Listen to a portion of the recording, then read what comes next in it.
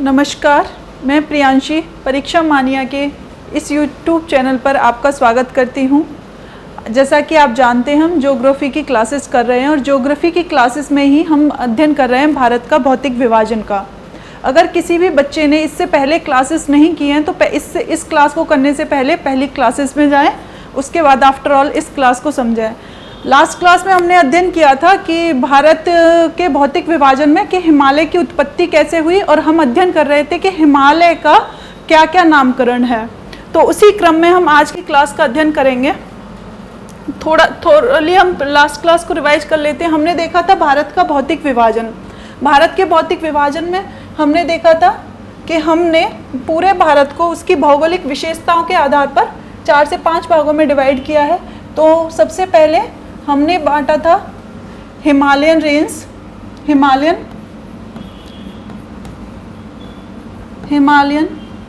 पर्वत श्रृंखला, हिमालयन पर्वत श्रृंखला नंबर 1, हिमालयन पर्वत श्रृंखला। और ये जो हिमालयन रेंज है वो अरुणाचल प्रदेश से लेके पूरा नॉर्थ ईस्ट स्टेट्स तक जा रहा है। अक्सर क्या होता है कि हम इसको यहीं कंसीडर करते हैं लास्ट क्लास में, जैसे कि हमने बताया था, और यहाँ से ये पहले सुलेमान रेंज था। तो हिमालयन यहाँ से लेके यहाँ तक हिमालयन स्टेट्स, कभी कभी एग्जाम में पूछे तो ये सारे स्टेट्स आपको कंसीडर कराने हैं कि हिमालयन बेल्ट यहाँ से यहाँ तक है।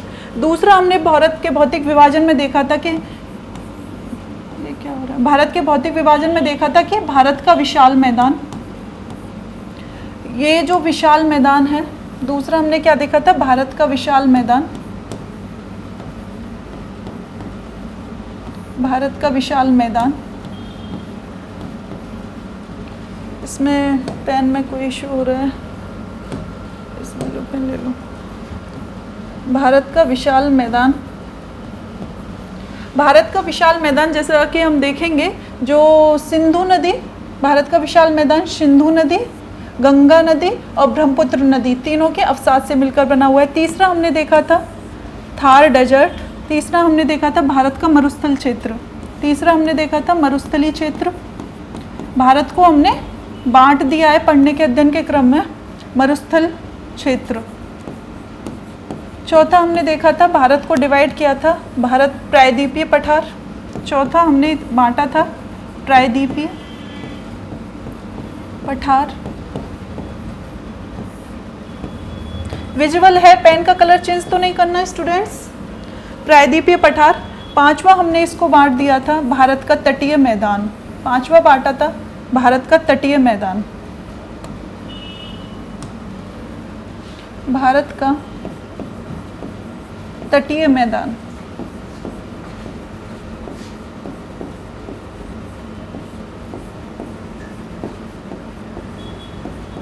हमने कल की क्लास में भी चर्चा की थी, ये भारत का कौन सा तट है, ये वाला जो पार्ट है गुजरात से लेके ये यहाँ कन्याकुमारी तक, इसको हम बोलते हैं भारत का पश्चिमी तट।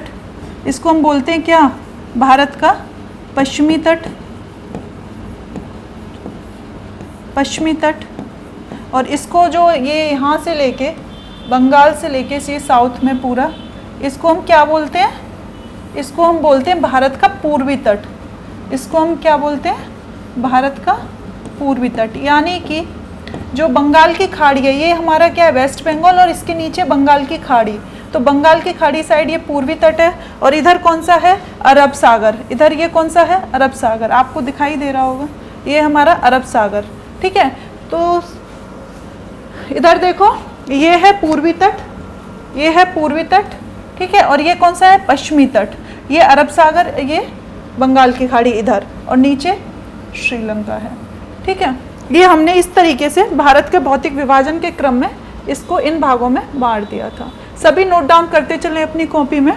जो विजुअल ना हो वो मुझे प्लीज़ हिंट दे दें कि कहाँ कुछ अब अगर दिखने में या लिखने में कोई भी समस्या हो रही है। चूँकि हम ज्योग्राफिकल मैप है सामने, तो थोड़ा सा आपको लग रहा होगा, मैं उसको मोटा मोटा करके लिख दूँगी।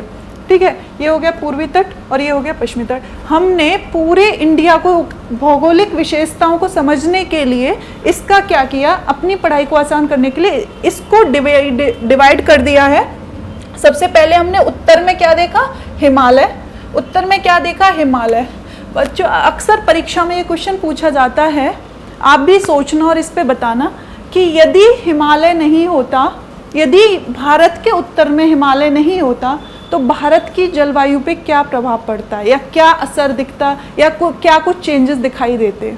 यदि उत्तर में भारत का हिमालय पर्वत श्रृंखला नहीं होती तो क्या चेंजेस दिखाई देते, ये क्वेश्चन परीक्षाओं में पूछा जाता है। आप भी इस पे सोच सकते हैं, यदि हिमालयन स्टेट्स नहीं होता तो क्या कंडीशन होती है। आप भी इस पे सोचें, सोच के मुझे बताएं। वृष्टि छाया प्रदेश नहीं होता। ओके, वृष्टि छाया प्रदेश क्या होता है? ओके, पहाड़ के साइड में जो बारिश रुक जाती है वो नहीं होता। सेकंड, और क्या आपको अंतर दिखाई दे, जैसे आज की हम जलवायु अध्ययन विशेषताओं को देखते हैं उसके अलावा सेकंड और क्या दिखाई देता है? यदि हिमालय नहीं होता तो और कैसी क्लाइमेटिक कंडीशन होती, और कैसी क्लाइमेटिक कंडीशन नहीं होती, सोचो थोड़ा सा बताओ।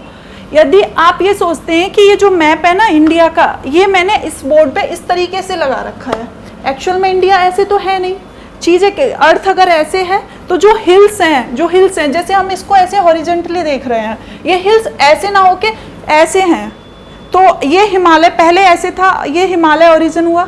अब हिमालय के जस्ट अगर हम पीछे की बात करें बैकवर्ड, ये हाइट है ना, हिमालयन की हाइट है, हिमालय मैप पे तो ऐसे दिख रहा है, लेकिन ये क्या है, ये अगर मैं बात करूं, यदि मैं बात करूं तो हिमालय मैप पे तो ऐसे दिख रहा है, लेकिन एक्चुअल में क्या है, ये अगर पूरा अर्थ का मैं स्पेस मान लूं तो हिमालय की हाइट ऐसे है, तो इसके जस्ट पीछे क्या है, पीछे क्या है, चाइना, रशिया, मंगोलिया, और यहाँ पे टेम्परेचर जो साइबेरिया बोलते हैं ना, इसको क्या बोलते हैं, साइबेरिया, तो वहाँ जो टेम्परेचर होता है कैसा रहता है, बहुत मिनिमम होता है, टेम्परेचर कैसा होता है, बहुत मिनिमम होता है, और वहाँ ठंडा क्षेत्र है, और वहाँ से जो ठंडी ठंडी हवाएं आती, अभी क्या है, अभी यहाँ पे हिमालय खड़ा हुआ है, चूंकि इसकी हाइट बहुत ज़्यादा है, तो वहाँ से जो साइबेरियन हवाएं आती हैं वो इनको क्या कर लेता है, रोक लेता है, दीवार बन के खड़ा है ना, इंडिया में आने से पहले साइबेरियन हवाएं जो ठंडी ठंडी आती हैं इनको रोक लेता है हिमालय। यदि हिमालय नहीं होता तो भारत में जो साइबेरिया से आने वाली ठंडी हवाएं, हम जैसे रशिया में अगर आप जाओगे तो पूरा साल भर वो जैकेट्स पहनते हैं, भारी भरकम कोट पहनते हैं वहाँ की, वैसे ही हिमालय की क्लाइमेटिक कंडीशन होती, इसने हिमालय इंडिया की क्लाइमेटिक कंडीशन होती, हिमालय ने क्या किया है, उन साइबेरियन जो हवाएं, ठंडी हवाएं, उनको रोक रखा है, उनको रोक रखा है, तो पूरी तरीके से क्लाइमेटिक कंडीशन हम चेंज देखते। अब हम अपने परीक्षा के पॉइंट ऑफ व्यू से बात करें, ये तो था क्लास में इंटरेस्ट डेवलप करने के लिए। अगर हम अपने जिस पर्पस से क्लासेस चल रही हैं, अगर हम उस पॉइंट ऑफ व्यू से बात करें तो उसके अकॉर्डिंग हम देखेंगे कुछ क्वेश्चंस को, इस एरिया से आने वाले कुछ क्वेश्चंस को, ठीक है।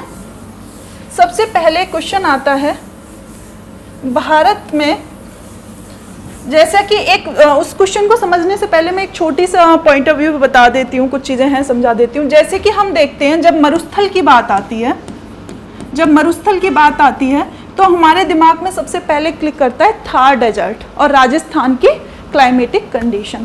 एक्चुअल में मरुस्थल उस क्षेत्र को कहते हैं जहाँ बारिश, जहाँ वर्षा यदि 25 सेंटीमीटर से कम हो, यदि वर्षा 25 सेंटीमीटर से कम हो, किसी भी पर्टिकुलर एरिया में यदि बारिश 25 सेंटीमीटर से कम आए तो वो एक डेजर्ट का रूप ले लेता है, वो क्या बन जाता है, मरुस्थलीय क्षेत्र बन जाता है, वो क्या बन जाता है, मरुस्थलीय क्षेत्र। अक्सर परीक्षाओं में क्वेश्चन पूछा जाता है कि मरुस्थल इनमें से कौन सा है, वो आपको ऑप्शन देगा, यदि बारिश 25 सेंटीमीटर से कम हो, 50 सेंटीमीटर से कम हो, 100 सेंटीमीटर से कम हो, तो आप टिक लगाओगे। जहाँ बारिश 25 सेंटीमीटर से कम हो उसे क्या बोलते हैं, डेजर्ट बोलते हैं। साथ के साथ आप नोट डाउन करते जाना, ठीक है। और जब डेजर्ट की बात आती है, चूंकि भारत विभिन्न भौगोलिक विशेषताओं वाला देश है, तो हमारे यहाँ डेजर्ट भी मिलता है, मरुस्थल भी मिलते हैं, मैदानी क्षेत्र भी मिलते हैं, पहाड़ी क्षेत्र भी मिलते हैं, पठारी क्षेत्र भी मिलते हैं हमारे भारत में। इसीलिए भारत को एक यूनिक आइडेंटिटी वाला कंट्री है कि यहाँ पे रहते हुए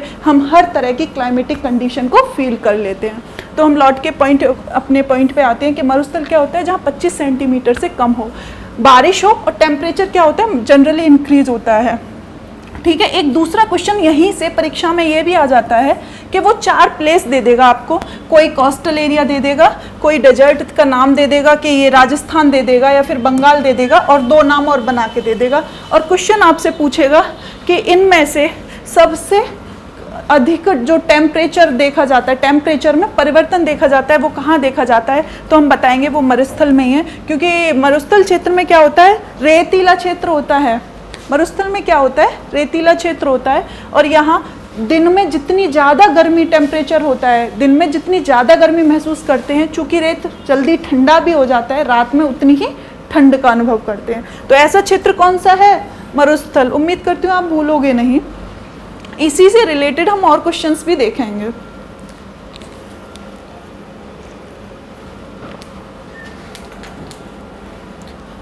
मरुस्थल आप समझ गए होंगे। अब अक्सर परीक्षाओं में एक प्रश्न पूछा जाता है, आप नोट डाउन करते चलें, कि भारत में, क्वेश्चन क्या आता है, भारत में शीत मरुस्थल, भारत में शीत मरुस्थल, आपका आंसर ऑप्शंस देगा, वो 4 ऑप्शन दे देगा, भारत में शीत मरुस्थल। आप नोट डाउन करते चलें, 4 ऑप्शन दे देगा भारत में शीत मरुस्थल। तो ऑप्शन में राजस्थान भी दे देगा, कोई भी 4 पर्टिकुलर एरिया देगा, तो आपका आंसर होगा लद्दाख। आपका आंसर क्या होगा, लद्दाख। आपका कोल्ड डेजर्ट की बात करें, चूंकि जो लद्दाख है वो बहुत हाइट पे है, पहली चीज़। दूसरा क्या है इसमें लद्दाख में, कि यहाँ बारिश वही सेम सिचुएशन 25 सेंटीमीटर से कम हो, लेकिन यहाँ पे चूंकि हाइट पे है, पहाड़ों पे है, तो क्या होता है, ठंडा रहता है। यहाँ पे क्या होता है, गर्मियाँ रहती हैं, यहाँ पे क्या होता है, गर्मियाँ रहती हैं, यहाँ ठंडा रहता है। तो इसलिए बोल दिया है भारत में शीत मरुस्थल कौन सा है, लद्दाख है। ठीक है, लद्दाख है। अब हम अपने पॉइंट पे आते हैं, आप इसको नोट डाउन कर लेना, शीत मरुस्थल वाले को। फिर हम अपने पॉइंट पे आते हैं, हम जहाँ बात कर रहे थे हिमालय की। ठीक है, नोट डाउन हो गया। ठीक है, हमने हिमालय को समझने के लिए एक्चुअली 4 से 5 भागों में बांट दिया है।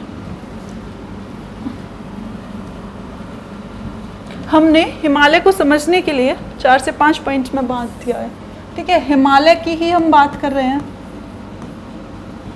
हिमालय की ही हम बात कर रहे हैं। हमने क्या किया है, इसको समझने के लिए 4 से 5 पॉइंट में बांट दिया है। सबसे पहले जब हम बात करते हैं, मैप के ही पहले मैप से बताती हूँ, फिर आपको समझाती हूँ। सबसे पहले हमने इसको 4 से 5 हिमालय को बांट दिया है। सबसे ऊपर कौन सा है, कौन सा पेन ज़्यादा सूटेबल होगा, कलर का मुझे बता देना, जो ज़्यादा समझ में आए। दिख रहा है, कौन सा पेन लूँ, येलो, इस येलो जैसा कलर तो नहीं हो जाएगा, येलो तो इसमें कम दिखेगा।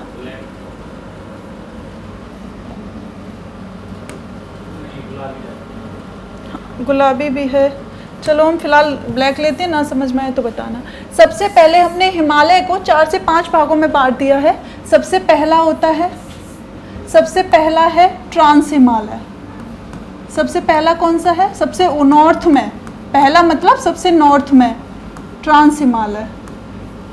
सबसे नॉर्थ में कौन सा है, ट्रांस हिमालय। ट्रांस हिमालय में कौन कौन से आते हैं, ट्रांस हिमालय उस हिमालय को बोलते हैं जो इंडिया में सबसे ज़्यादा हाइट पे है, सबसे ज़्यादा हाइट पे। जैसे सियाचिन की हम बात करते हैं, आप नाम से अवगत होंगे, तो सियाचिन में बोलते हैं -4 डिग्री टेम्परेचर होता है। ठीक है, तो वो कौन से क्षेत्र में आता है, वो ट्रांस हिमालय में आता है। हम बोलते हैं कराकोरम, हम बोलते हैं कराकोरम रेंज, हम बोलते हैं कराकोरम रेंज। तो ये कौन से हिमालय में आती है, ट्रांस हिमालय में आती है। कराकोरम रेंज की जब हम बात करते हैं तो वो कौन से हिमालय में आती है, रेंज, तो ट्रांस हिमालय में। जब भी ट्रांस हिमालय का नाम हिमालय आए तो आपको सबसे पहले सबसे माइंड में आना चाहिए ट्रांस हिमालय। और ट्रांस हिमालय का जो हाइट भी सबसे ज़्यादा होती है और टेम्परेचर माइनस में रहता है। दूसरे नंबर पे आता है हमारा बृहद हिमालय, दूसरे नंबर पे आता है बृहद हिमालय या ग्रेट हिमालय। दूसरे नंबर पे आता है बृहद हिमालय, या फिर इसे बोल देते हैं हम ग्रेट हिमालय, या फिर हम इसे बोल देते हैं ग्रेट हिमालय। ठीक है, इसको ना इसको हिमाद्री के नाम से भी जाना जाता है, इसको हिमाद्री के नाम से भी जाना जाता है। अक्सर परीक्षाओं में प्रश्न पूछा जाता है, अक्सर परीक्षाओं में प्रश्न पूछा जाता है कि इनमें से कौन से हिमालय को हिमाद्री के नाम से जानते हैं। तो वो कौन सा हिमालय है? हिमाद्री। प्रश्न होगा इनमें से कौन से हिमालय को हिमाद्री के नाम से जाना जाएगा, और 4 ऑप्शन होंगे, ट्रांस हिमालय, दूसरा होगा बृहद हिमालय, लघु हिमालय, शिवालिक हिमालय। तो आप क्या लगाओगे? बृहद हिमालय। क्यों इसको हम या फिर ग्रेट हिमालय को हिमाद्री कहते हैं? क्यों कहते हैं हम इसको बृहद हिमालय और ग्रेट हिमालय, है ना? सबसे पहले ये भी तो ध्यान रखना जरूरी है कि इसको क्यों बोलते हैं बृहद हिमालय और ग्रेट हिमालय। इसको भी मैं बताऊंगी, पहले चारों हिमालय के नाम बता देती हूँ, फिर इस पर भी चर्चा करेंगे। तीसरा बृहद हिमालय ग्रेट हिमालय के बाद आता है लघु हिमालय। तीसरा आता है लघु हिमालय। विजुअल है, बहुत ज़्यादा ऐसा तो नहीं हो रहा है, ब्लर तो नहीं हो रहा है, जो भी मैं लिख रही हूँ विजुअल है, ठीक है। तीसरा होता है लघु हिमालय, या हम इसको बोल देते हैं मध्य हिमालय, या हम इसको क्या बोल देते हैं? मध्य हिमालय, ठीक है। चौथा आता है शिवालिक। चौथा आता है शिवालिक। ये पता है अभी आपके माइंड में एकदम छप जाएंगे, मैं अभी इस तरीके से आपको समझा दूंगी। अभी तो आपको अननोन सा लग रहा होगा, फेमिलियर नहीं हो, नए नए हो, तो अभी इसको समझाएंगे। तो हमने बात की थी सबसे पहले ट्रांस हिमालय की, ठीक है। ट्रांस हिमालय जब भी नाम आएगा तो हम क्या देखेंगे? जो इंडिया में सबसे नॉर्थ में है, सबसे नॉर्थ में पीक पे है, वो कौन सा हो गया? ट्रांस हिमालय, ठीक है। यहाँ पे ह्यूमन लाइफ पॉसिबल नहीं है ट्रांस हिमालय में। यहाँ पे आर्मी के कुछ लोग अपॉइंट किए जाते हैं कुछ कुछ टाइम के लिए, जैसे बॉर्डर एरिया हो गया चाइना से, चूंकि जो ट्रांस हिमालय का कुछ एरिया इस पाक ऑक्यूपाइड रीजन में भी आता है, ठीक है ना। यहाँ पे चोटी की अगर हम बात करें तो कौन कौन सा? कराकोरम रेंज, कराकोरम रेंज, ये जो इंडिया, इधर चाइना का बॉर्डर है, इधर क्या है? चाइना। ये अक्साई चिन वाला पार्ट है, ये कौन सा पार्ट है? अक्साई चिन, जो चाइना ने अधिग्रहण कर लिया है, ये अक्साई चिन है, जिसे चाइना अपना मानता है। ये पाक ऑक्यूपाइड कश्मीर है, जिसे पाक ने अपना मानता है, ठीक है। तो ये ट्रांस हिमालय में आता है। डन। ट्रांस हिमालय में कौन कौन से, अगर एक क्वेश्चन ये भी आता है, नेक्स्ट क्वेश्चन आप नोट डाउन करेंगे। एक क्वेश्चन ये आता है कि इनकी कुछ वो हिमालयन रेंज दे देगा और उनको लिखेगा नॉर्थ टू साउथ या साउथ टू नॉर्थ। ये क्वेश्चन अक्सर परीक्षाओं में पूछा जाता है। तो हम ये देखेंगे, इसमें भी दिखाई दे रहा है लेकिन उतना इसमें विजिबल नहीं है, मैं इसको बता दूंगी। ये कराकोरम रेंज है, ये क्या है? कराकोरम रेंज है। ये जास्कर है, ये पीर पंजाल है, और एक और होगा लद्दाख। कराकोरम, लद्दाख, जास्कर, पीर पंजाल, इस तरीके से पूछ लेता है। ये कराकोरम है, ये लद्दाख रेंज है, ये जास्कर है, ये पीर पंजाल है। मैं इसको लिख दे रही हूँ, आपको नहीं दिखाई दे रहा होगा। एक होता है, यहाँ तक दिखाई दे रहा है। सबसे नॉर्थ में क्या है? कराकोरम, ठीक है। कराकोरम रेंज, रेंज बोलते हैं इंग्लिश में पर्वत की श्रेणियां। एक पर्वत हो गया, एक विशाल माउंटेन हिमालय पर्वत, और रेंज हो गए जब हाइट कम हो, पर्वत लाइन से हो, सीरीज वाइज हो, तो उनको हो गए वो रेंज, मतलब श्रृंखला, चेन, माउंटेन चेन, ठीक है। कराकोरम। दूसरा यहाँ पे लिखा हुआ है लद्दाख, लद्दाख, सॉरी, दूसरा लिखा हुआ है लद्दाख, ठीक है, जस्ट इसके साउथ में। सबसे नॉर्थ में हमने क्या लिखा? कराकोरम। दूसरा कौन सा है? लद्दाख। तीसरा है जास्कर, तीसरा है जास्कर, और उसके साउथ में क्या है? पीर पंजाल। मैंने जो यहाँ लिखा है उसको यहाँ लिख दिया है जिससे आपको आसानी हो, जिससे आपको आसानी हो। पीर पंजाल श्रेणी। परीक्षाओं में प्रश्न क्या, अब आपको ये समझ में आ गया कि लोकेशन क्या है। ये कराकोरम है, ठीक है, ये मैंने लिख दिया कराकोरम। सेकंड पे है लद्दाख, ये लद्दाख हो गया। थर्ड है जास्कर, ये जास्कर हो गया। और लास्ट साउथ में उसके क्या है? पीर पंजाल। तो ये क्वेश्चन बनता है, यहाँ से क्वेश्चन बनेगा कि नॉर्थ टू साउथ, वो क्वेश्चन पूछ लेगा कि उत्तर से दक्षिण इस श्रृंखला को लगाओ, नॉर्थ टू साउथ लगाओ। या फिर वो क्वेश्चन पूछ लेगा कि इनकी लोकेशन कहाँ कहाँ है। अगर आप इस तरीके से मैप को रूबरू होंगे तो आप बता देंगे कराकोरम और लद्दाख और जास्कर, तो ये कहाँ पे हैं? कराकोरम, लद्दाख, जास्कर, ये कहाँ पे है? ये आज के लद्दाख में है। वो कहाँ पे है? आज के लद्दाख में है, ठीक है। कराकोरम, लद्दाख, जास्कर आज के लद्दाख में है। और साउथ में इसके जो पीर पंजाल है वो अब आज के कहाँ है, जम्मू में। तो आप क्वेश्चन ये भी आ सकता है, इनमें से कौन सी रेंज कौन से राज्य में स्थित है, इनमें से कौन सी रेंज कौन से राज्य में स्थित है। तो आप तीनों ये याद कर लेना, ये तीनों कहाँ पे हैं, ये तीनों लद्दाख में है, और ये कहाँ पे है, ये पीर पंजाल श्रेणी कश्मीर में है। डन, ये क्वेश्चन क्लियर हो गया। तो मैं अब ट्रांस हिमालय की बात कर रही थी, तो ट्रांस हिमालय में आते हैं कराकोरम, लद्दाख और जास्कर। ट्रांस हिमालय में कौन से आते हैं, ट्रांस हिमालय में आते हैं कराकोरम लिख दिया, लद्दाख और जास्कर। डन, जास्कर।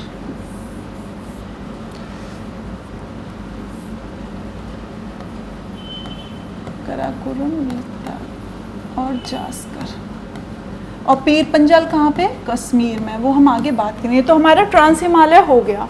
उसके बाद हम आते हैं ग्रेट हिमालय। हम इसके बाद कहाँ आते हैं, ग्रेट हिमालय, बृहद हिमालय या ग्रेट हिमालय। हम इस पे चर्चा करते हैं। ठीक है, ये आपने नोट डाउन कर लिया था, इसको मिटा दूं जिससे कि आपके लिए और चीज़ें क्लियर हों। ठीक है, डन। हमारा अब सेकंड हम चर्चा करेंगे बृहद हिमालय या ग्रेट हिमालय। इसे हम क्वेश्चन अक्सर परीक्षाओं में पूछा जाता है कि ये कौन से इसको किस नाम से जाना जाता है, तो इसको हिमाद्री के नाम से जाना जाता है। क्वेश्चन ये भी बना सकता है कि इनमें से किस पर्वत श्रृंखला को हिमाद्री कहते हैं। ऑप्शन में चारों होंगे, ट्रांस हिमालय, बृहद हिमालय, लघु हिमालय और शिवालिक। आपका आंसर होगा बृहद हिमालय। 2 क्वेश्चन इस तरीके से। अब नेक्स्ट हम चर्चा करेंगे और इसको विजुअल देखेंगे, ये जो बृहद हिमालय और ग्रेट हिमालय है ये है कहाँ। डन,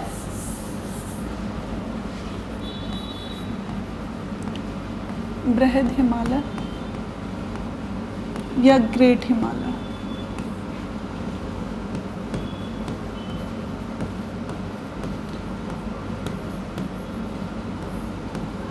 इसको हम हिमाद्री भी बोलते हैं, इसको हम हिमाद्री भी बोलते हैं। डन।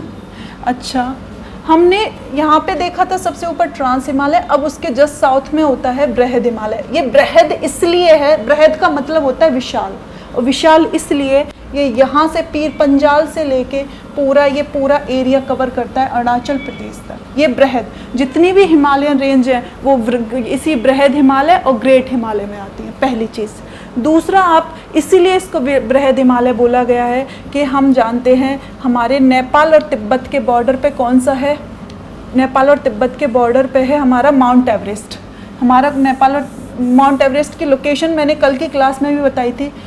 विश्व की क्वेश्चन पूछा जाता है, विश्व की सबसे ऊंची चोटी, विश्व की, हम भारत की बात नहीं कर रहे हैं, हम केवल भारत की बात नहीं कर रहे हैं, हम पूरे विश्व की बात कर रहे हैं। तो विश्व की सबसे ऊंची चोटी क्वेश्चन पूछा जाता है, विश्व की सबसे ऊंची चोटी, तो उसका आंसर होगा, क्या आंसर होगा आप बताइए, सोच के आप बताइए, आप इसे बता भी देंगे। विश्व की सबसे ऊंची चोटी कौन सी है, माउंट एवरेस्ट। विश्व की सबसे ऊंची चोटी कौन सी है, माउंट एवरेस्ट। इसकी हाइट कितनी थी, इसकी हाइट कितनी थी, 8,848 मीटर। कुछ इसमें ऐड हो गया है, 100-150 मीटर, आप देख लेना। इसकी क्वेश्चन पूछे हाइट तो 8,848 मीटर से प्लस कुछ कर देना, और विश्व की सबसे ऊंची ये हो गया। इसकी लोकेशन पूछे माउंट एवरेस्ट कहाँ स्थित है, तो आप वैसे ऑप्शन में होगा नेपाल। अगर नेपाल नहीं होता, नेपाल और तिब्बत के बॉर्डर पे है। कहाँ पे है, नेपाल और तिब्बत की सीमा पर, नेपाल और तिब्बत की सीमा पर। जनरली जो अधिकांशतः क्या होता है कि क्वेश्चन में आंसर होता है नेपाल, और नेपाल हम सही है। ठीक है, नेपाल, तिब्बत उतना देता नहीं है, पर एग्जैक्ट मैंने लोकेशन बता दिया कि नेपाल और तिब्बत के बॉर्डर पे क्वेश्चन में होगा नेपाल। एक क्वेश्चन ये भी बनता है कि नेपाल, माउंट एवरेस्ट को नेपाल में किस नाम से जाना जाता है। मैंने लास्ट क्लास में बताया था कि माउंट एवरेस्ट को नेपाल में किस नाम से जाना जाता है, सागर माथा के नाम से। अच्छा, अब आप ये सोच रहे होंगे मैम आपने वर्ल्ड की तो सबसे ऊंची चोटी बता दी, भारत की भी सबसे ऊंची चोटी बताइए। तो भारत की जो सबसे ऊंची चोटी है उसको आपको बहुत सीरियसली सुनना है। क्वेश्चन अगर पूछा जाए, क्वेश्चन पूछा जाए भारत की सबसे ऊंची चोटी, भारत की सबसे ऊंची चोटी, ठीक है, क्वेश्चन अगर पूछा जाए भारत की सबसे ऊंची चोटी, तो आपका नाम, आपका जो आंसर होगा वो क्या होगा, आपका आंसर होगा K2 या गार्डविन ऑस्टिन। इसी को क्या बोलते हैं? Godwin Austin. K2 या गार्डविन ऑस्टिन। डन। अगर ये इसकी लोकेशन कहाँ है? ये रही K2। इसकी लोकेशन कहाँ है? ये रही K2। K2 ये रही। तो भारत की सबसे ऊंची चोटी K2 या गार्डविन ऑस्टिन, इसकी लोकेशन ये लद्दाख में है। ठीक है, लद्दाख में हम अपनी तरफ से मानते हैं, वैसे ही इसकी जो एक्चुअली जो ऑथेंटिक लोकेशन है वो POK में है, पाक ऑक्यूपाइड कश्मीर में। ठीक है, जिसको कश्मीर अपना क्षेत्र मानता है कि ये पाकिस्तान का है, तो उस हिसाब से ये K2 और गार्डविन ऑस्टिन कहाँ पे हुई? पाक ऑक्यूपाइड कश्मीर में। ठीक है, लोकेशन ध्यान रखना। ये मतलब आप मैप पे सर्च करोगे तो POK ही होगा, लेकिन हम मानते हैं भारत की सबसे ऊंची चोटी। दूसरा, अगर क्वेश्चन घुमा दे भारत में स्थित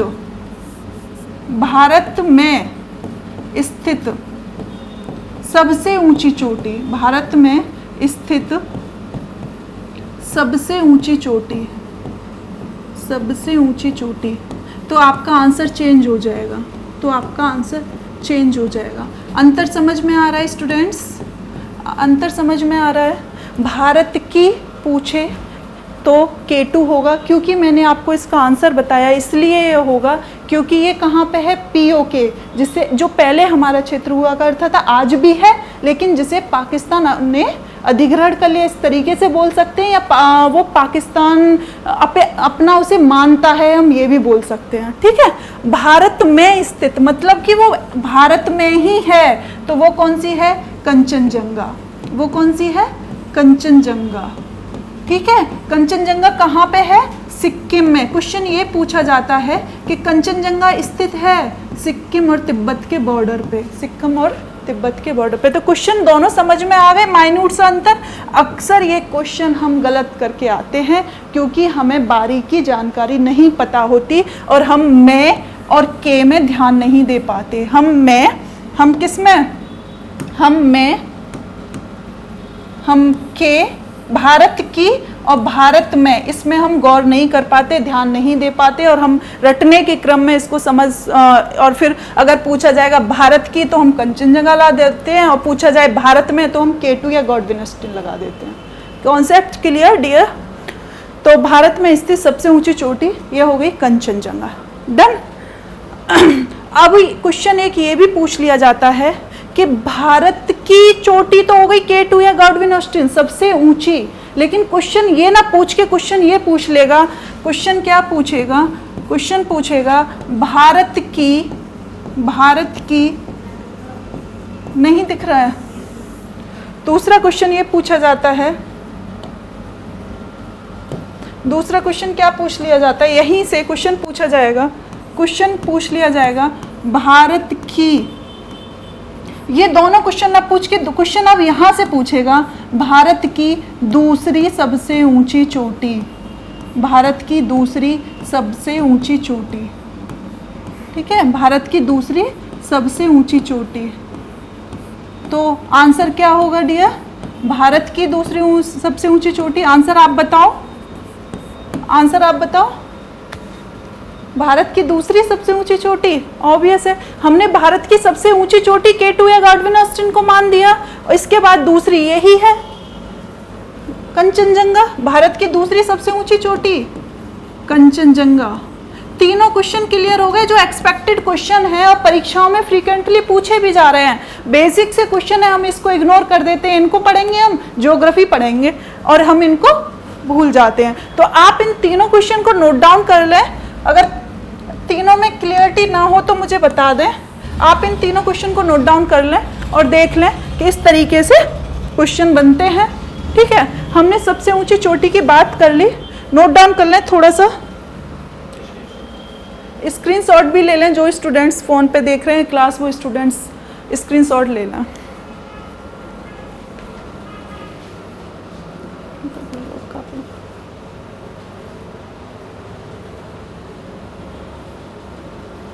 हो गया होगा, इरेज कर दूं।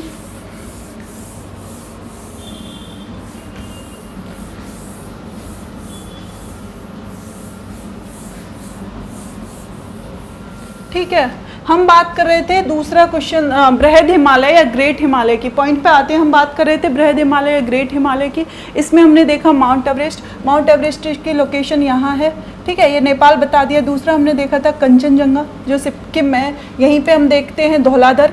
जो ग्रेट हिमालय है इसमें जो रेंज है वो बता दे रही हूँ। यहीं पे हम देखते हैं क्या, धौलाधर, मकालू, नंदा देवी, नंगा पर्वत, ये सब उत्तराखंड में है। तो इस तरीके से ये रेंज, हालांकि इतना डेप्थ में आपसे नहीं ये धौलाधर, मकालू या नंदा देवी, नंदागिरी, ये वनडे एग्जाम के पॉइंट ऑफ व्यू से नहीं पूछा जाता है, तो वैसे भी आप जानने के लिए देख लें कि क्योंकि इसमें बहुत सारी रेंज हैं। तो हम यहाँ पे ये नामचा बरवा पर्वत है, अरुणाचल प्रदेश में नामचा बरवा पर्वत है, तो ये नामचा बरवा पर्वत तक है। कहाँ तक है?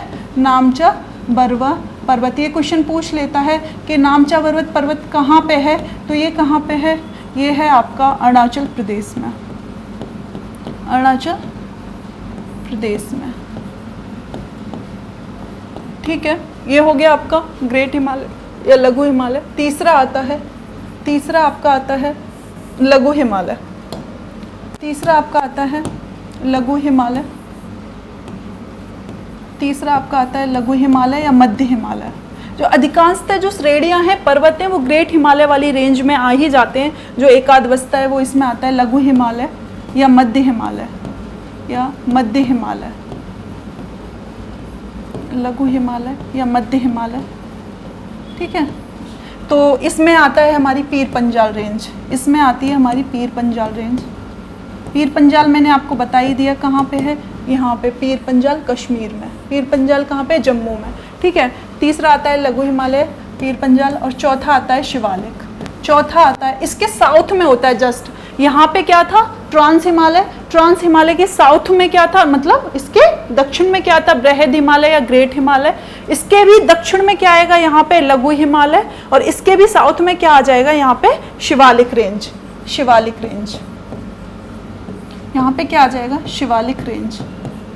डियर फ्रेंड्स, ये हो गया शिवालिक रेंज। एक क्वेश्चन ऐसे भी आता है कि इनका कनेक्टिंग पॉइंट पूछ लेता है। जैसे कि हम अगर बात करें कि भारत और चाइना, भारत और चीना, जो चाइना है, सॉरी, भारत और चाइना का जो बॉर्डर पूछा जाता है कि कौन सी रेखा है जो भारत और चाइना के बॉर्डर बनाती है, तो हम क्या नाम लेते हैं? मैकमोहन रेखा। हम क्या नाम लेते हैं? भारत और चाइना का जो बॉर्डर है वो मैकमोहन रेखा है। अगर बात करें भारत और पाकिस्तान का बॉर्डर, तो हम नाम लेते हैं रेड क्लिफ रेखा। हम क्या नाम लेते हैं? रेड क्लिफ रेखा, ठीक है। उसी तरीके से इस हिमालय का जो बॉर्डर है उसको कुछ कुछ नाम दिए हैं, और कभी कभार उसको एग्जाम में पूछ लिया जाता है, ठीक है। कभी कभार उसको एग्जाम में पूछ लिया जाता है। तो जो ट्रांस हिमालय है और यहाँ बृहद हिमालय है, इन दोनों को जो अलग करता है, ये नोट डाउन हो गया होगा, ठीक है। अभी मैं बात करेंगे हम पूरा सारा कुछ।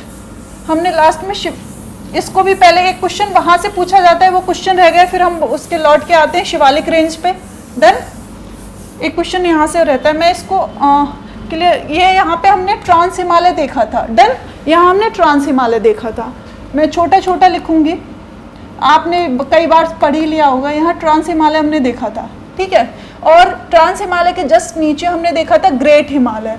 इसको हमने हिमाद्री नाम दिया था, इसको हमने हिमाद्री नाम दिया था, ग्रेट हिमालय।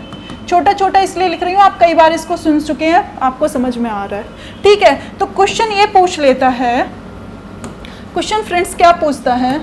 क्वेश्चन ये पूछ लेता है कि इनमें से कौन सी जो रेखा है या कौन सा नाम जो मैं बताने जा रही हूँ वही पर्टिकुलर 4 ऑप्शन में होगा कि ट्रांस हिमालय को ग्रेट हिमालय से अलग करता है या बांटता है। तो ट्रांस हिमालय को ग्रेट हिमालय से, उसको नाम दे दिया है ITSZ। ट्रांस हिमालय को ग्रेट हिमालय से क्वेश्चन पूछेगा, ट्रांस हिमालय को ग्रेट हिमालय से कौन अलग कर रहा है? तो ITSZ। ये पिंक, ये जो पेन का जो कलर है वो विजुअल हो रहा है, कोई दिक्कत तो नहीं है। ITSZ को नाम दे दिया है Indus Tsangpo suture zone. Indus Tsangpo suture zone. आप सोच रहे होंगे मैम ज्योग्राफी में हमको इंग्लिश में मत पढ़ाओ, हमको हिंदी में पढ़ाओ। फ्रेंड्स, इसको हिंदी में भी यही बोलेंगे, इसे बस मैं हिंदी में लिख दूंगी, इंडस सांगपो सचर जोन। अब ये तो समझ में आ गया होगा, मैंने आपको उदाहरण पहले ही समझा दिया था ये बताने से पहले इसलिए समझा दिया था, आपको दिमाग में ये ना लगे मैम क्या पढ़ा रही हैं। जैसे भारत और पाकिस्तान की सीमा रेखा को हम रेड क्लिफ बोलते हैं, भारत और चीन की सीमा रेखा को हम मैकमोहन रेखा नाम से याद करते हैं, उसी तरीके से क्वेश्चन पूछता है ट्रांस हिमालय को ग्रेट हिमालय से कौन सी रेखा अलग करती है, तो वो है ITSZ। इसका पूरा नाम है इंडस सांगपो स्ट्रक्चर जोन।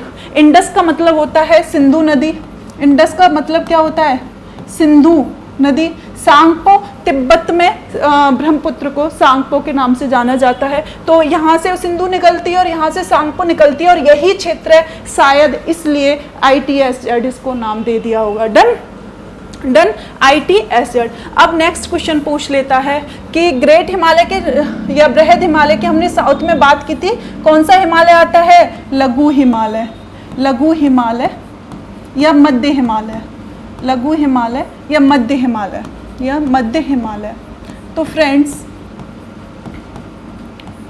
लघु हिमालय या मध्य हिमालय, तो हम क्वेश्चन पूछा है, क्वेश्चन नंबर 1 यहाँ से बनता है, क्वेश्चन नंबर 2 यहाँ से बनता है। क्वेश्चन पूछेगा कौन सी सीमा रेखा, कौन सा बॉर्डर है जो ग्रेट हिमालय को लघु हिमालय से अलग करता है। क्वेश्चन क्लियर हो गया। क्वेश्चन पूछेगा कौन सी सीमा रेखा या लाइन है जो ग्रेट हिमालय को लघु हिमालय से अलग करेगा, तो हम बोल देंगे मेन बाउंड्री फॉल्ट, हम बोल देंगे मेन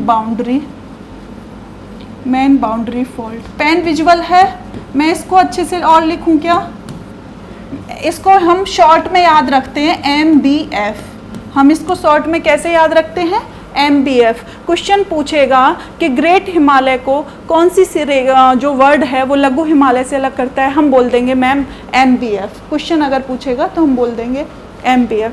तीसरा क्वेश्चन जो है वो पूछा जाएगा, तीसरा लघु हिमालय के नीचे कौन सा है, लघु हिमालय के नीचे है शिवालिक रेंज, लघु हिमालय के साउथ में क्या है, शिवालिक रेंज, शिवालिक रेंज। तो क्वेश्चन पूछेगा, नेक्स्ट क्वेश्चन पूछता है कि कौन सा जो पॉइंट वर्ड है जो लघु हिमालय को शिवालिक हिमालय से अलग कर देता है, तो हम मेन बाउंड्री फॉल्ट हो गया, हम बोल देते हैं main boundary thrust, sorry BT, main boundary thrust है ये, थ्रस्ट है ये, ठीक है, MBT, मेन बाउंड्री थ्रस्ट, ठीक है, MBT। और ये हो जाएगा मेन बाउंड्री फॉल्ट, MBF, ये हो जाएगा main boundary fault, main boundary fault.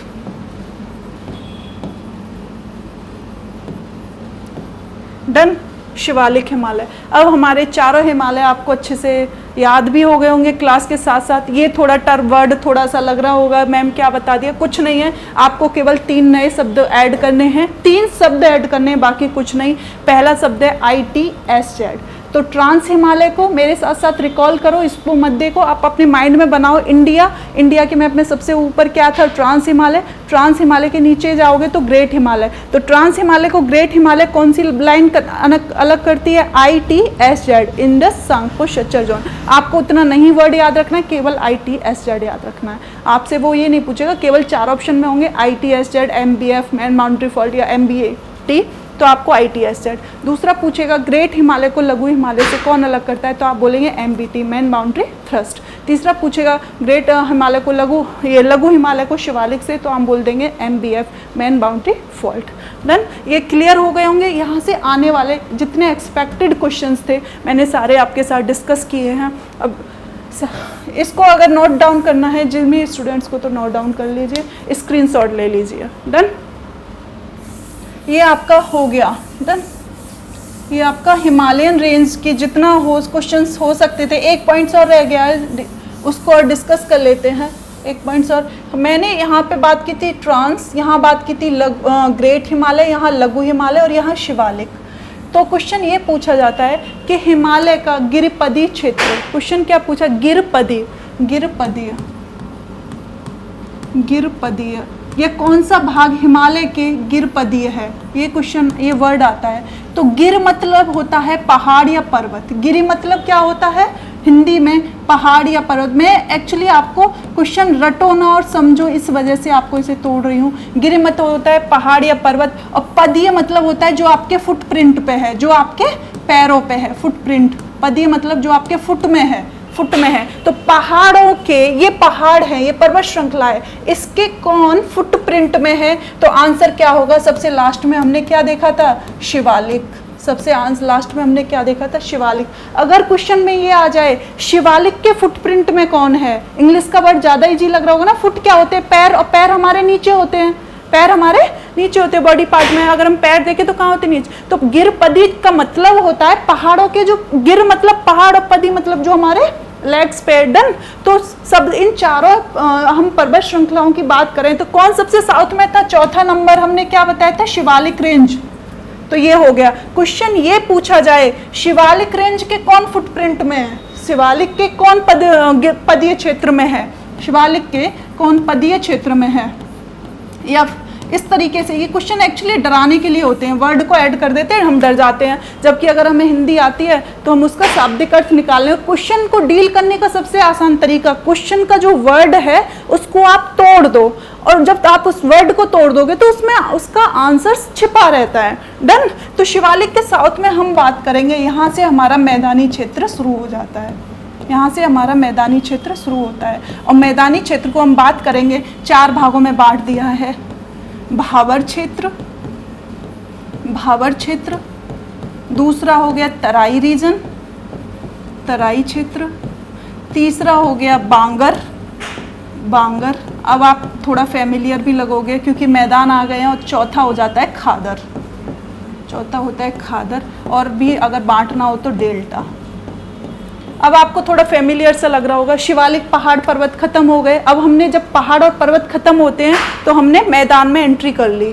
जैसे ही पहाड़ पर्वत खत्म हुए हमने कहाँ एंट्री कर ली? मैदान में, मैदान में एंट्री कर ली। और मैदान को हमने समझने के लिए 4 पॉइंट्स डिवाइड कर दिए। भावर रीजन, मैदान में भावर रीजन, तराई रीजन, बांगर रीजन, खादर रीजन और डेल्टा रीजन। डन। ये 4 तरीके से बांट लिए।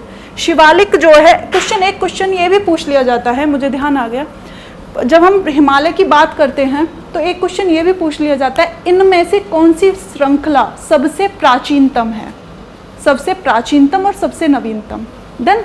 तो ग्रेट हिमालय सबसे प्राचीनतम, और सबसे नवीनतम सबसे लास्ट में शिवालिक, सबसे नवीनतम श्रृंखला। क्वेश्चन ये पूछा गया है और एग्जाम में फ्रीक्वेंटली पूछ लिया जाता है। हिमालय में 4 ऑप्शन होंगे, इनमें से कौन सी सबसे नवीनतम पर्वत श्रृंखला है, सबसे नवीनतम पर्वत श्रृंखला है, तो वो कौन सी है? शिवालिक।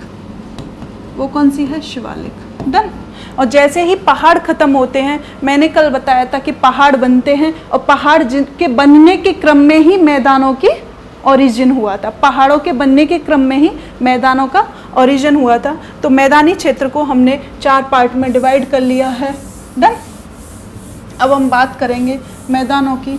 तो मैदानी क्षेत्र को हमने 4 पार्ट में डिवाइड कर लिया है। मैदानों यहाँ पे जब हम आते हैं तो मैदान बनते हैं, मैदान। और मैदानों को हमने बांटा है, नंबर 1 भावर, भावर, क्षेत्र, दूसरा तराई क्षेत्र,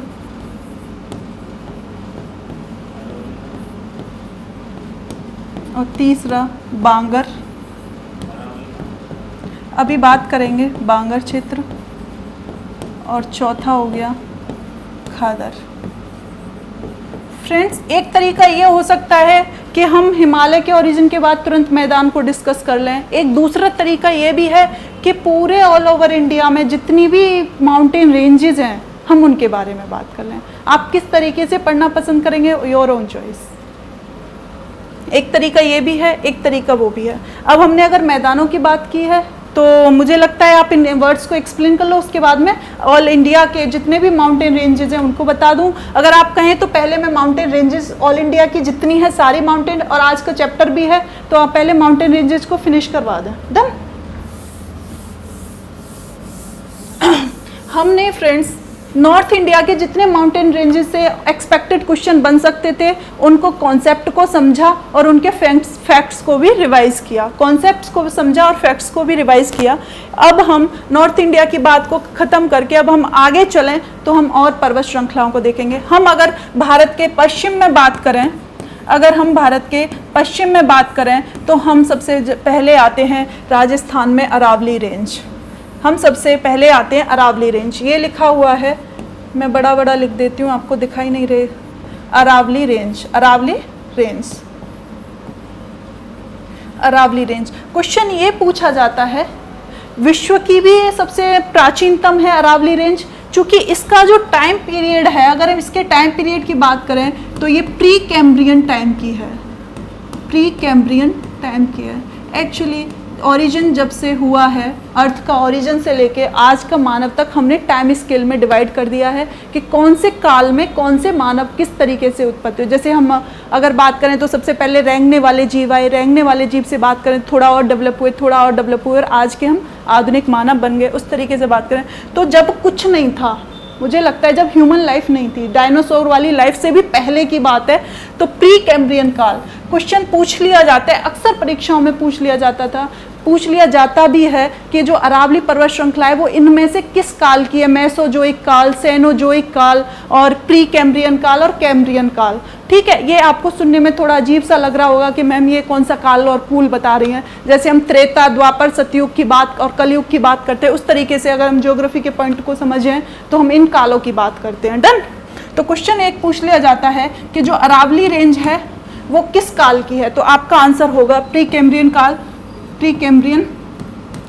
फ्रेंड्स मेरे साथ क्वेश्चंस को नोट डाउन करते चलें, ठीक है। दूसरा क्वेश्चन पूछा जाता है कि विश्व की प्राचीनतम श्रेणी, मतलब कि वर्ल्ड की ओल्डेस्ट रेंज ये कौन सी है, कौन सी है, अरावली रेंज। तो प्राचीनतम श्रेणी में से केवल एक यही नहीं है, और भी हैं। अगर हम वर्ल्ड ओवरऑल वर्ल्ड में देखें तो साउथ अमेरिका में एंडीज माउंटेन भी हैं, ठीक है, और हम देखें तो विंध्य रेंज भी हैं, और हम देखें तो सतपुड़ा रेंज भी हैं। तो उस तरीके से अरावली क्वेश्चन पूछा है इनमें से कौन सी ओल्डेस्ट है, पुरानी है, प्राचीनतम है, तो ये हम आंसर लगा देंगे अरावली। जैसे हिमालय की माउंट एवरेस्ट की बात करें तो हम लिखेंगे वो एक युवा पर्वत है, उसका विस्तार आज भी हो रहा है, वो आज भी डेवलप हो रहा है, युवा पर्वत है, ठीक है। जब क्वेश्चन माउंट एवरेस्ट या हिमालयन रेंज के पूछेगा इनमें से कोई भी, तो हम क्या लगाएंगे, ये कैसा पर्वत है, युवा पर्वत है। अगर अरावली का क्वेश्चन आए तो हम आंसर लिखेंगे इनमें से कौन सी जो है प्राचीनतम श्रेणी है, प्राचीनतम पर्वत श्रृंखला है, प्राचीनतम पर्वत श्रृंखला है, सॉरी, तो हम लगा देंगे अरावली।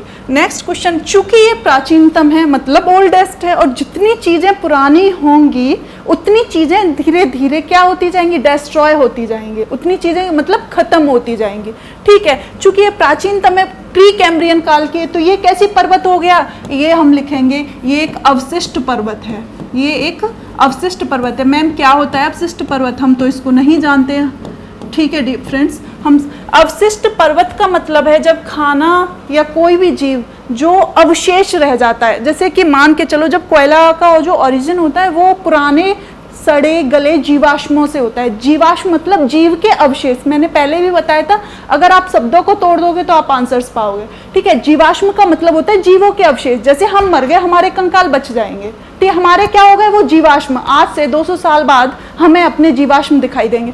ऐसे ही अरावली रेंज अब एक्चुअल में नहीं है, अरावली रेंज अब एक्चुअल में नहीं है, अब इसके क्या बचे हैं, जीवाश्म बचे हैं, अवशिष्ट पर्वत है। अवशिष्ट का मतलब होता है बचा कुचा, हम अगर आसान शब्दों में देखें तो हम कह देंगे बचा कुचा, जो कुछ बच जाता है। जैसे खाना खाने बैठो लास्ट में एक रोटी बच जाए, 2 रोटी, तो वो क्या है, अवशिष्ट है, वो क्या है, अवशेष है। तो इसी तरीके से अरावली अवशिष्ट पर्वत है। अब अगर आप इसको पूरी रेंज को देखोगे जो कि एक विशाल रेंज थी, इसका अगर कभी कभी ये पूछ लेता है कहाँ से कहाँ तक है, कभी कभी क्वेश्चन क्या पूछ लेता है, अरावली रेंज कहाँ से कहाँ तक है, तो वो हम आंसर देंगे ये गुजरात का जो पालनपुर रेंज था, ये गुजरात है, ये क्या है, गुजरात। गुजरात के पालनपुर से, गुजरात के आगे हम जाएंगे राजस्थान, और राजस्थान से हरियाणा, हरियाणा से दिल्ली। तो अरावली जो है इन सभी राज्यों में फैली हुई है, गुजरात, राजस्थान, हरियाणा, दिल्ली, गुजरात, राजस्थान। अगर ऑप्शन में केवल एक देगा तो हम राजस्थान आंसर लगाएंगे। डन। दिल्ली में भी इसके अवशेष हैं अरावली रेंज के, अगर आप एक पर्टिकुलर एरिया उधर साइड जाओगे तो उसके कुछ अवशेष हैं।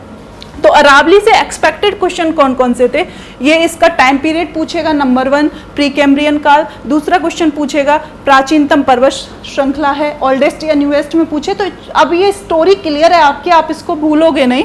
तो प्राचीनतम पर्वत है, चूंकि ये प्राचीनतम है, इंटरलिंक हो गया ना क्वेश्चन, रटने की जरूरत ही नहीं है, चूंकि ये प्राचीनतम है भाई, पुरानी है, तो अब क्या है, ये अवशिष्ट पर्वत है। नेक्स्ट क्वेश्चन ये पूछ लेता है अरावली की सबसे ऊंची शिखर। अरावली पर्वत का अक्सर एग्जाम में फ्रीक्वेंटली पूछा जाता है ये क्वेश्चन, अरावली का सर्वोच्च शिखर, अक्सर एग्जाम में फ्रीक्वेंटली पूछा जाता है अरावली का सर्वोच्च शिखर। तो आप लगाओगे आंसर क्या होगा आपका, या अरावली की सबसे ऊंची चोटी, तो आपका आंसर होगा गुरु शिखर। गुरु शिखर, अरावली की सबसे ऊंची चोटी कौन सी है, गुरु शिखर, जो कहाँ पे स्थित है, मैंने सही नहीं लिखा, अरावली की चोटी गुरु शिखर। ये बहुत एग्जाम में क्वेश्चन पूछा जाता है, अक्सर पूछा जाता है गुरु शिखर। माउंट आबू तो आपने राजस्थान में नाम सुना होगा, माउंट आबू जैनों का धार्मिक स्थल, जो जैन धर्म होता है उसका प्रसिद्ध धार्मिक स्थल है mount Abu. Done, mount Abu. तो आप बता दोगे अरावली का सर्वोच्च शिखर कौन सा है, गुरु शिखर, उसका नाम आएगा गुरु शिखर। ये कहाँ स्थित है, तो राजस्थान में, राजस्थान में माउंट आबू पर्वत है, राजस्थान में माउंट आबू पर्वत है, और माउंट आबू पर्वत की सबसे ऊंची चोटी कौन सी है, गुरु शिखर। तो यहाँ तक आप क्वेश्चन अरावली रेंज से जितने एक्सपेक्टेड क्वेश्चन बन सकते थे मैंने सारे क्वेश्चन करा दिए। प्लीज़ आप इनको नोट डाउन करें या फिर फ़ोन में स्क्रीनशॉट ले लें। डन।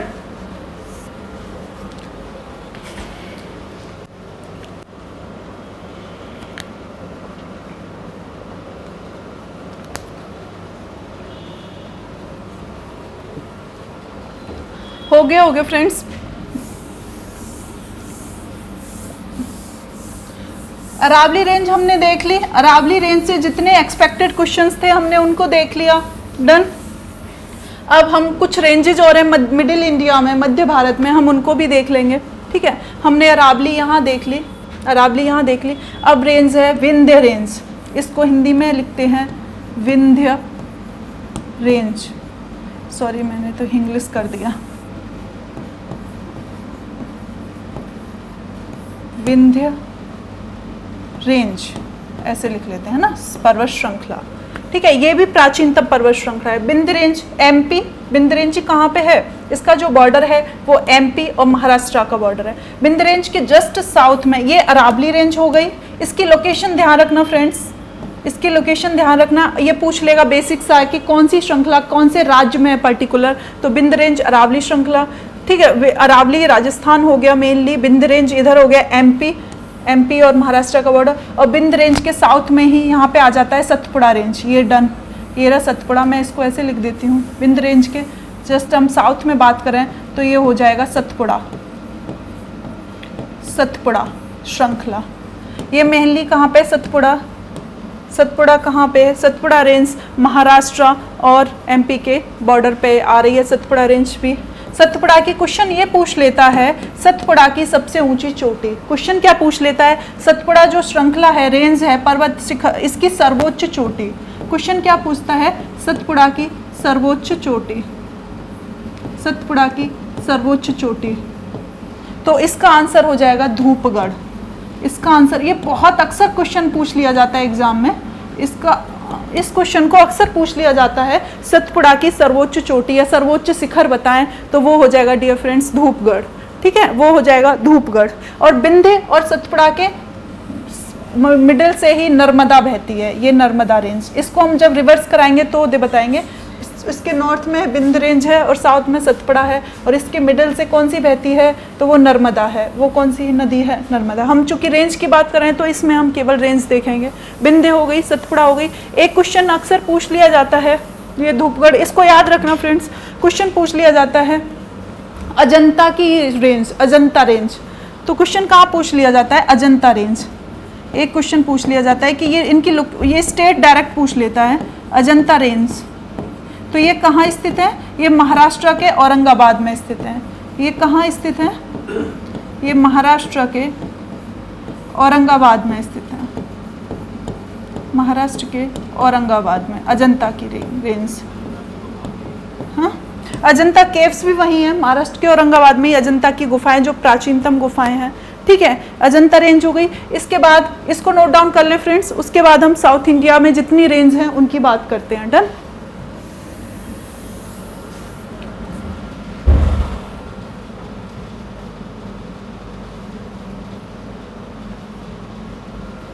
अब तक हमने फ्रेंड्स नॉर्थ हिमालय में जितनी जितनी रेंज थी उन सब पे चर्चा की थी।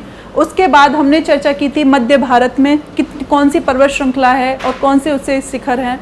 और सेकंड हमने चर्चा की उनसे रिलेटेड जो एक्सपेक्टेड क्वेश्चन बन सकते थे उन सभी क्वेश्चंस पर। अब आपको लग रहा होगा मैम आज क्लास काफ़ी थोड़ा बोरिंग हो गई, कुछ इंटरेस्टिंग सा कराओ। अगर चूंकि हमने कल डिस्कशन किया था तो बच्चों के कमेंट्स भी आए थे कि मैम कुछ क्वेश्चंस को भी ऐड कर दें, केवल इससे काम नहीं चलेगा, पढ़ने में तो अच्छा लग रहा है लेकिन क्वेश्चंस भी होने चाहिए। तो उसी के पॉइंट ऑफ व्यू से आज हमने क्वेश्चंस का भंडारा कर दिया। ठीक है, अब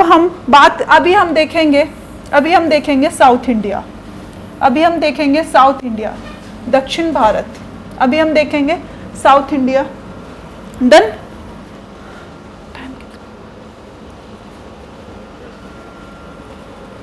अभी हमने देखेंगे साउथ इंडिया। डन। कुछ स्टूडेंट्स के कमेंट आ रहे हैं कि मैम आज की क्लास थोड़ा सा लंबी हो गई है, आप इसको कल करवा दीजिएगा, बच्चे थोड़ा बोरियत भी महसूस कर रहे हैं। चूँकि आज के जो क्लास है उसमें क्वेश्चंस भी काफ़ी नंबर ऑफ़ क्वेश्चंस बहुत ज़्यादा हो गए हैं। ओके, तो आज की क्लास को हम यहीं पे रोकते हुए आगे की क्लास में हम कराएंगे साउथ इंडिया में जितनी रेंजेस हैं और नॉर्थ ईस्ट इंडिया में जितनी रेंजेस हैं उनसे होने वाले एक्सपेक्टेड क्वेश्चन।